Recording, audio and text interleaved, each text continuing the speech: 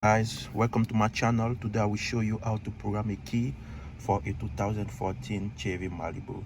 So I already cut the key, so now let's get ready for the programming. It's an easy step. Let's get it. First thing to do, lock the car, unlock it. Take the normal key, put it in the key, turn, start the car. When you're done, turn it off. Take the new key that you just cut, that you try to program, put it on like this, turn it like this, and start the car. And that's it, period. So like you see, I just programmed the new key, and now let's check it. You can lock, unlock, lock, unlock, and that's it.